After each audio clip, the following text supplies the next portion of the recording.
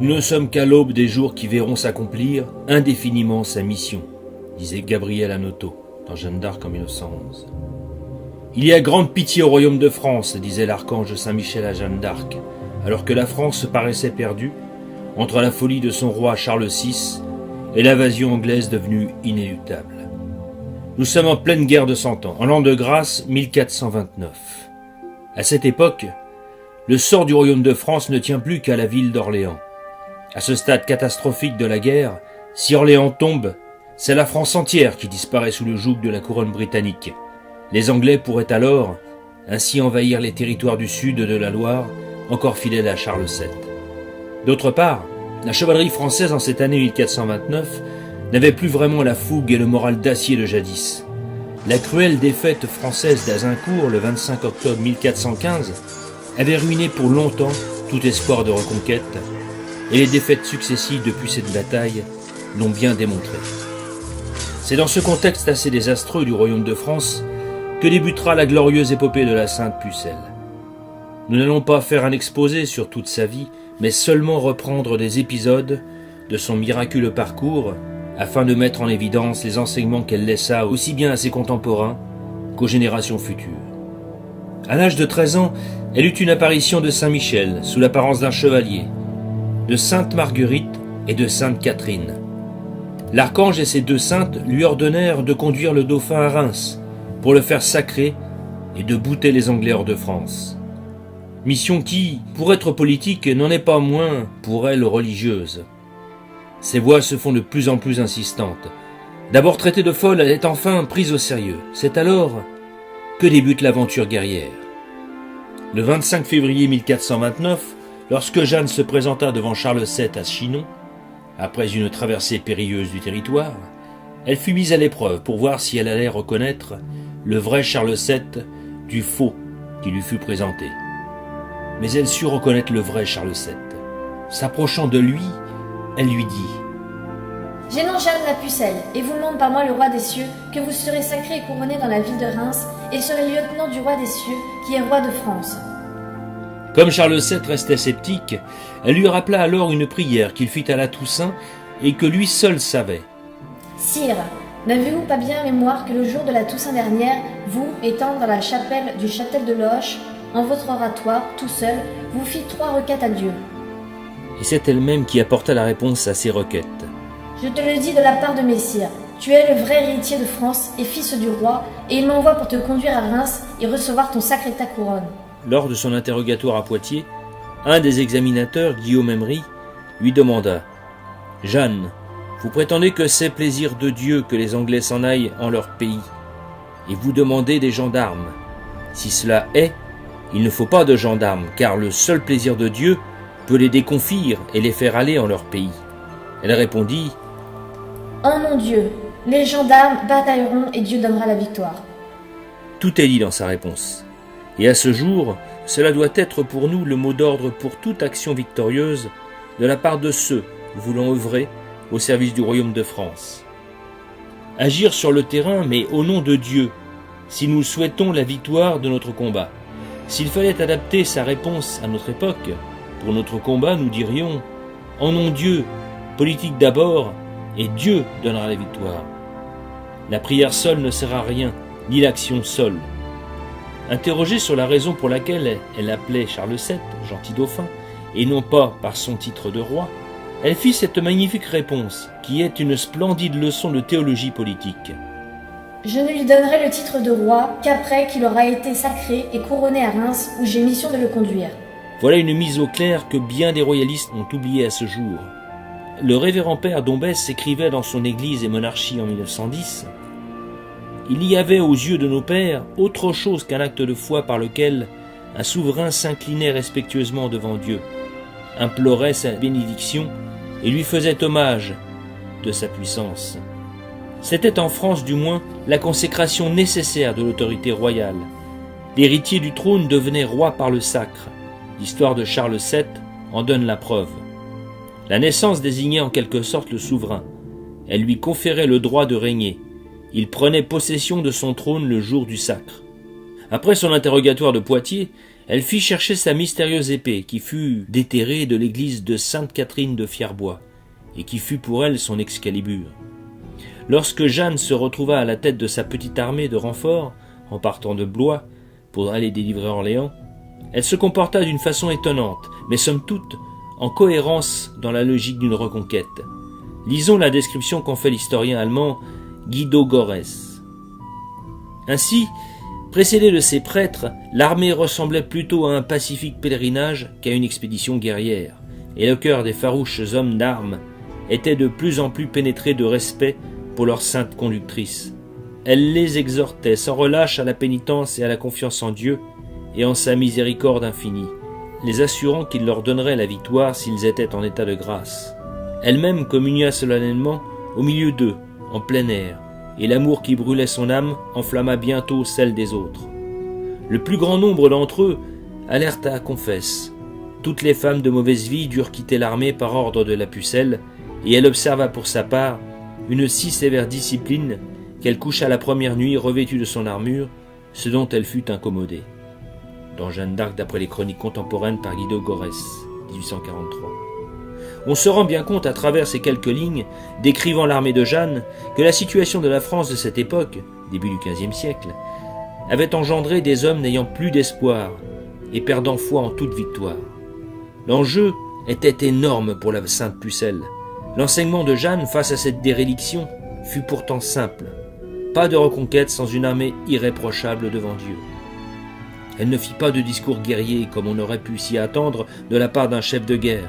Elle fit un discours d'humilité et de repentance devant Dieu.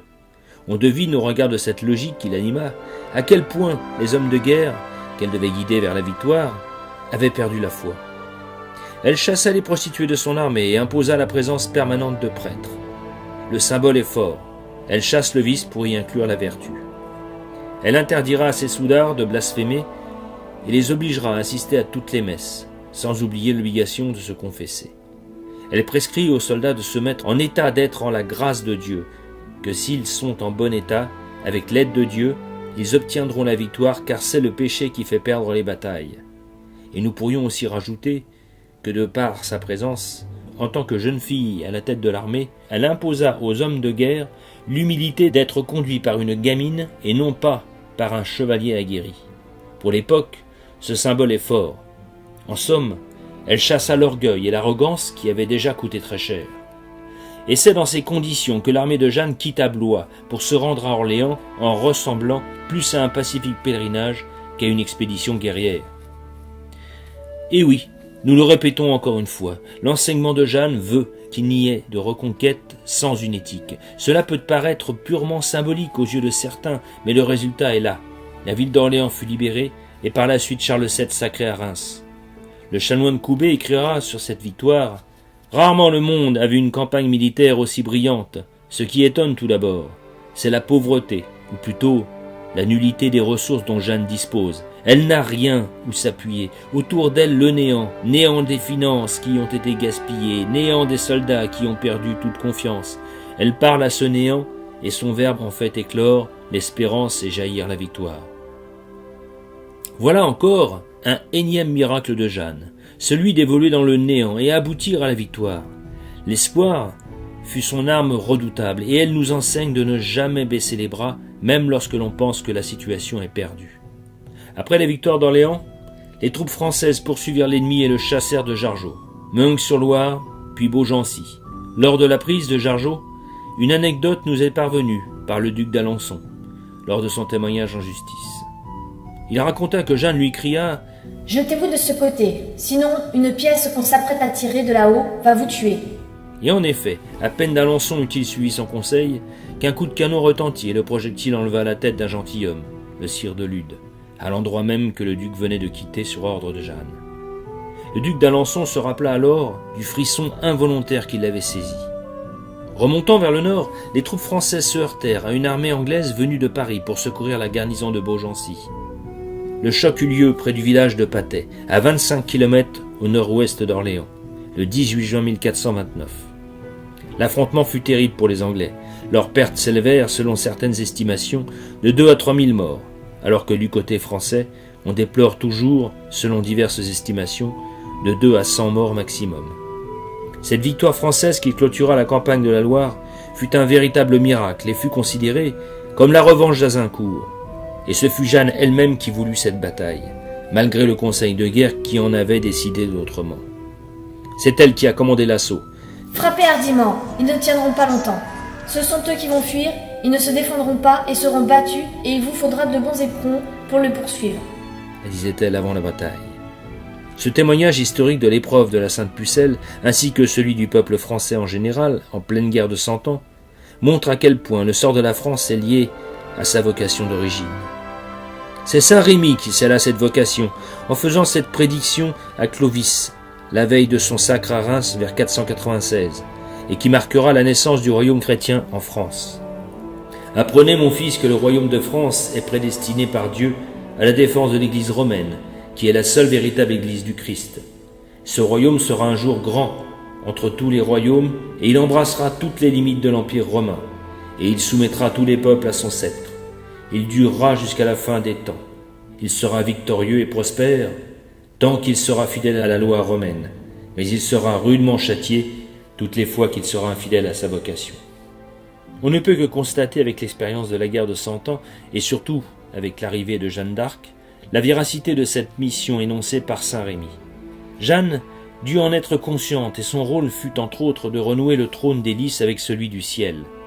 D'ailleurs, face au projet d'aller reconquérir la Normandie, après la victoire d'Orléans, voici ce qu'elle répondit. « Ce n'est pas en Normandie qu'il faut aller, c'est à Reims, pour faire sacrer le roi. Voulez-vous savoir la raison de cet avis? La voici. Aussitôt que Charles VII sera couronné et sacré, la puissance de ses adversaires ira toujours en diminuant. Et finalement, ils ne pourront plus nuire ni à nos princes, ni à son royaume. » La suite des événements montrera qu'elle avait vu juste.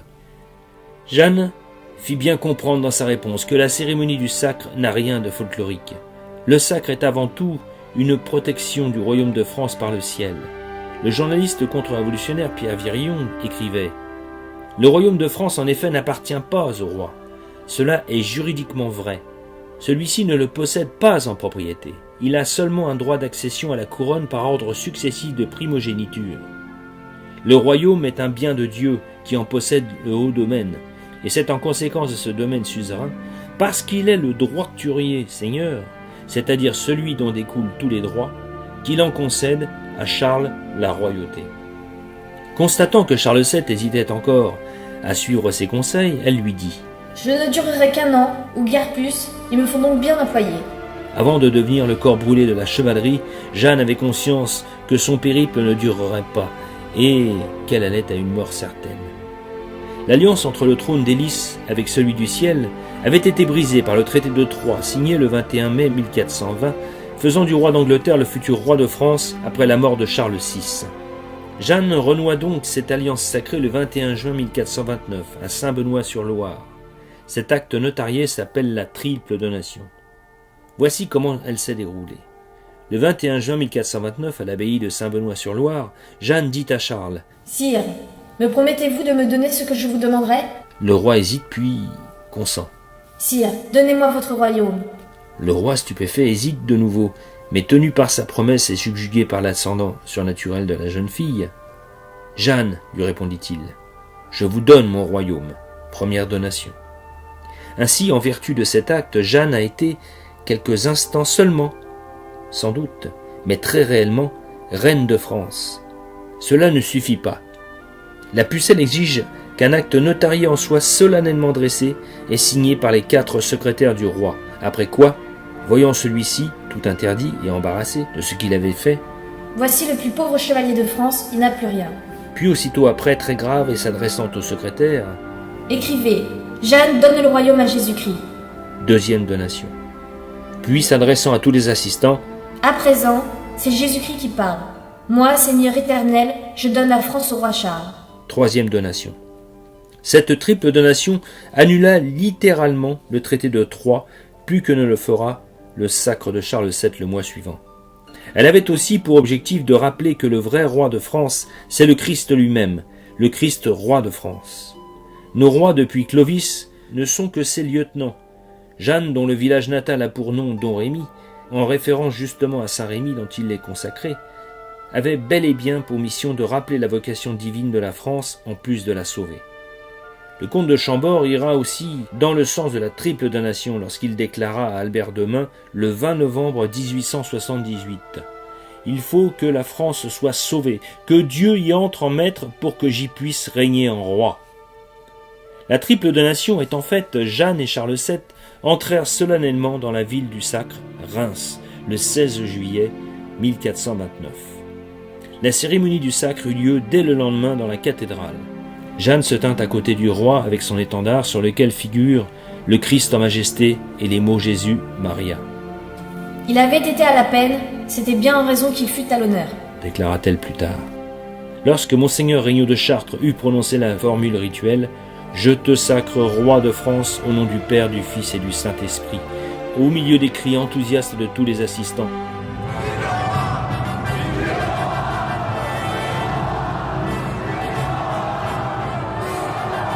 Jeanne, en larmes de joie et de suprême émotion, se jette aux pieds du roi. « Gentil prince, maintenant il est exécuté le plaisir de Dieu qui voulait que vous vinssiez à Reims pour y recevoir votre digne sacre, montrant que vous êtes le vrai roi et celui auquel le royaume doit appartenir. » Jeanne avait mené à terme sa mission, et la poétesse Christine de Bizan avait raison de dire dans son ditier de Jeanne d'Arc « L'an 1429 reprit à luire le soleil. » Jeanne d'Arc fut donnée à la France pour sa délivrance et son salut, comme l'avait été Judith pour le salut d'Israël face à l'envahisseur assyrien.